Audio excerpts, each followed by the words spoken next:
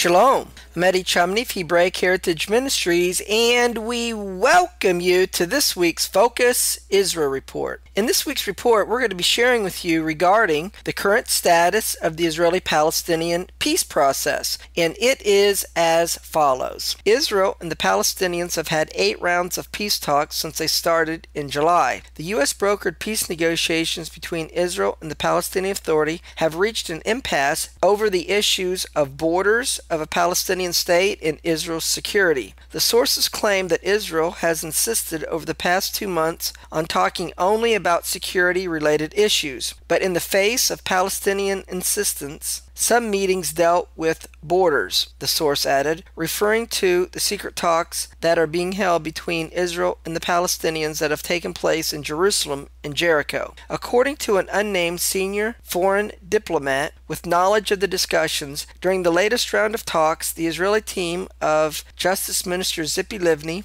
and Israel Prime Minister Benjamin Netanyahu's advisor, Yitzhak Molko, made it clear to the Palestinians that Israel intends to retain some of the settlement blocks as part of a final status agreement, but refused to name which areas or discuss possible compensation to the Palestinians for the territory to be annexed. The Israeli team also reportedly refused in principle the idea of a land swap deal with a 1-to-1 ratio. According to this idea, Israel would transfer to the Palestinians land adjacent to the West Bank equivalent in size to the settlements that will become part of Israel in the final status agreement. According to the source, the talks will falter unless a face-to-face meeting by Prime Minister Benjamin Netanyahu and Palestinian Authority President Mahmoud Abbas is brokered by the Obama administration. The prospects of achieving progress in the current talks are zero, the report quoted Palestinian sources as saying. The Palestinians fear that Israel may use the meetings between Netanyahu and Abbas to promote an imaginary peace process and avoid international pressure, the sources said. An anonymous senior Palestinian official said that the talks were in a state of quiet crisis and were liable to explode if Israel didn't modify its negotiating positions. As a result, the Palestinians are seriously considering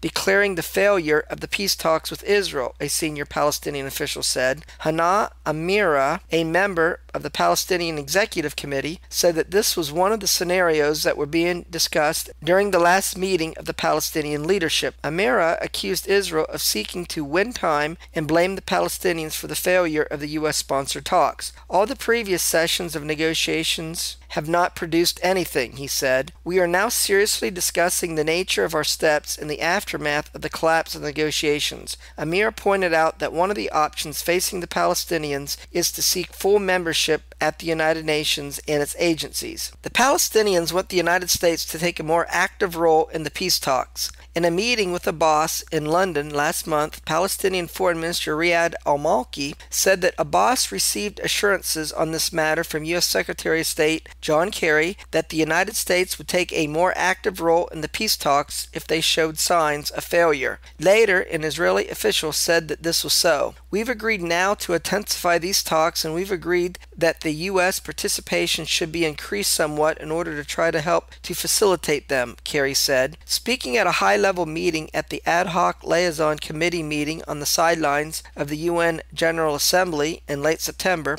Kerry said the idea up until now was to have the Palestinians and Israelis meet together, work this through, build trust, build relationship, but at the same time, we are there to facilitate, to help if there needs to be a bridging proposal, to work on the way forward. Kerry said that the talks were taking place on 2 separate tracks. The first was the formal track, which consisted of meetings between Israel Prime Minister Benjamin Netanyahu's special envoy Yitzhak Molko and Israel Justice Minister Tzipi Livni with Palestinian negotiator Saeb Erekat and Mohammed Shateya. According to Kerry, that track was working at discerning the gaps and defining the issues and the parameters that they need to work through. He said there was a second track that included Netanyahu, Palestinian President Mahmoud Abbas, and U.S. President Barack Obama. And as needed, as we think appropriate, as we need to move the process, we'll be consulting among each other and working to move this process forward. Kerry said that all the final status issues were on the table, including territory, security, refugees, and Jerusalem. And he stressed the sides were not seeking an interim agreement, but rather a final status accord. In an interview with Eaton Haber, a close aide to former Israel Prime Minister Yitzhak Rabin, who signed the 1993 Oslo Accords, which started negotiations for a final status peace agreement between Israel and the Palestinians, he was asked if there was an opportunity for peace between Israel and the Palestinians at this time. He said, "I think Kerry understands today, better than any of us,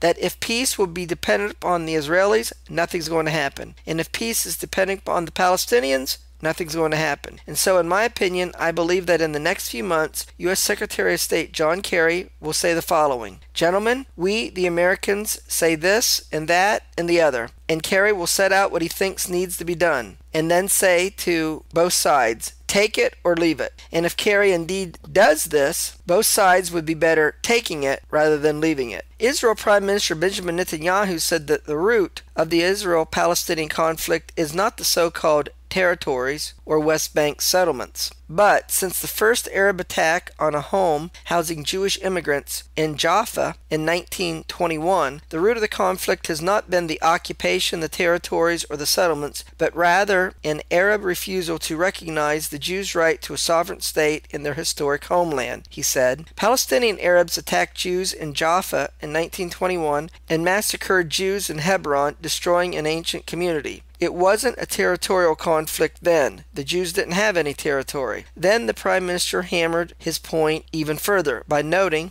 that the Grand Mufti Hajj Amin al-Husseini was a partner and consultant to Germany's Adolf Hitler and Eichmann, the latter even calling the leader of Arabs in Palestine a friend. The Mufti offered up Muslims as SS soldiers and broadcast Nazi propaganda. Jews still didn't have a state then. There were no West Bank settlements. Therefore, the root of the conflict, Netanyahu clarified, is that the Palestinians don't want Jews to be in Israel. The Palestinian Authority says it recognizes Israel, but that isn't enough. They need to recognize Israel as the Jewish state and homeland of the Jewish people. And until that happens, there cannot be peace. Netanyahu said a necessary condition in getting a true solution to the Israeli-Palestinian conflict was and remains as clear as the sun, and that is ending the refusal by the Palestinians to recognize the right of the Jews to a homeland of their own in the land of their fathers, he said. This is the most important key to solving the conflict. Furthermore, Netanyahu said that the Palestinians need to give up their claim to the right of return. Recognizing a Jewish state but wanting to flood it with Palestinians is disingenuous and contradictory and cannot be part of any peace agreement Israel signs with the Palestinians. The political faction of the PLO, headed by Palestinian President Mahmoud Abbas, that is Fatah, has rejected the position of Israel Prime Minister Benjamin Netanyahu, who linked the possibility of making peace to Fatah's recognition of Israel as a state for the Jewish people. Fatah repeated that it refuses to recognize Israel as a Jewish homeland. This is the language of acquiescence, and we won't recognize Israel as a Jewish state, said Fatah spokesman Ahmad Asaf. Let Israel go to the United Nations and demand changing its name into the Jewish state. If the objective behind Netanyahu's speech is to ask the Palestinians to give up their rights, he added, then we all refuse to give up our rights. A senior Likud lawmaker, Zaki Hanegbi, who is a member of Netanyahu's political party, said that Israel will accept a peace agreement that includes handing over Arab parts of Jerusalem. He said, I think we will be able to give a good answer, a win-win answer to almost every issue, including the Jerusalem issue, including the settlement issue. Every issue has a compromise that can be relevant to both sides. In comments at a news conference following the panel discussion, Hanegbi described how he could convince more conservative members of his party that a two-state solution could be acceptable. He would argue the following: look, you're afraid that Jerusalem will be divided. No, it's going to be some creative idea that will allow them to have their own sovereignty in their neighborhoods and declare whatever they want to declare about it, and we will have sovereignty over other parts. Hanegbi, who is considered a confidant of Israel Prime Minister Benjamin Netanyahu, told reporters all these things will be worked out. Hanegbi concluded, the devil, however, is in the details.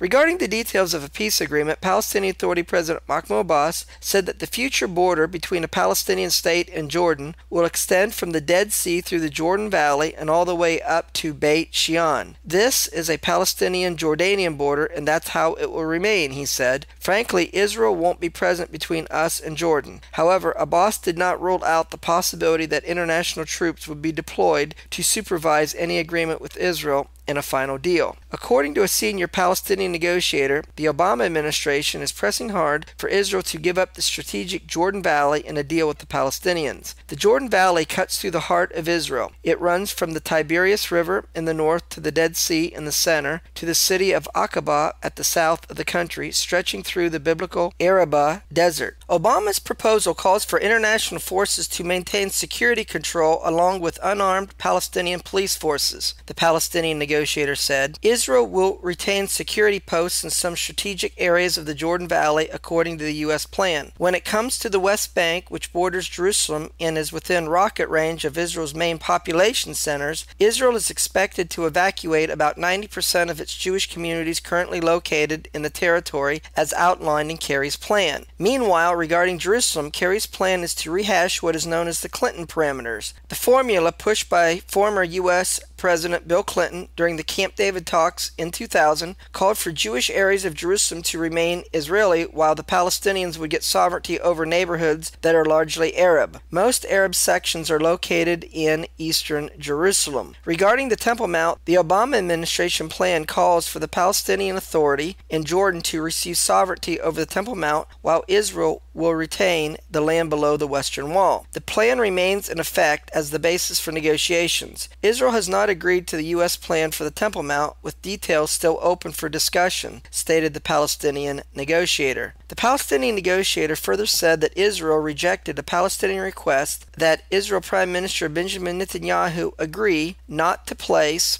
any final peace agreement up for a referendum in the Israeli Knesset. Palestinian representatives said Israel wants its army to retain a presence along the Jordan River for many years, while the Palestinians insist that no Israeli soldiers can be allowed to remain on the Palestinian-Jordanian border. One Israeli government official who refused to go into the content of the negotiations responded to Abbas's comments about the Jordan Valley by saying, if there's going to be a peace agreement, the Palestinians will have to engage seriously on Israel's security concerns. According to the official, the whole idea that Israel will pull out and hope for the best is not a serious option. If the Palestinians want to see an independent state, they will have to be able to deal seriously with Israel's security concerns. If they run away from the issue, they will be pushing away the chance of the deal and the creation of an independent Palestinian state. Israel Justice Minister Tzipi Livni, who heads the Israeli negotiating team with the Palestinian Authority, is willing to pull out the Israeli army from the Jordan Valley, which guards Israel's long eastern border, and let an international force take its place. Netanyahu, however, vigorously opposes this, citing the region's crucial strategic importance. In addition, Livni has agreed to divide Jerusalem between Israel and the future state of Palestine in the West Bank, as well as a large-scale evictions of Jews from West Bank communities, whereby Netanyahu believes that communities need to remain under Palestinian sovereignty with proper security arrangements. Fearing a peace agreement with the Palestinians, Knesset members from Netanyahu's own party, that is Likud, as well as the religious Zionist party, Jewish Home, who oppose a Palestinian state, are pressuring Israel Prime Minister Benjamin Netanyahu to minimize the concessions he authorizes in the diplomatic negotiations with the Palestinian Authority. As a result, a total of 17 Knesset members wrote a letter to him saying, 20 years after the wretched Oslo Accords, we call on the Prime Minister to present our clear position to the U.S. Secretary of State. Israel will not return to the Oslo outline and will not hand further parts of the homeland to the Palestinian Authority. Israel's Deputy Minister of Defense, Danny Danon, said he and his co-signers were not afraid that the current peace talks would actually lead to a final status peace agreement and the creation of a Palestinian state, but we want to make sure we won't be surprised either. We know the positions of Justice Minister Tzipi Livni and of Palestinian Chief Negotiator Saeb Erekat, so we want to make sure that our ideas too are being heard and represented during these negotiations. Well, that's going to conclude this week's report. Until we do it again, Shalom in Yeshua the Messiah. Amen.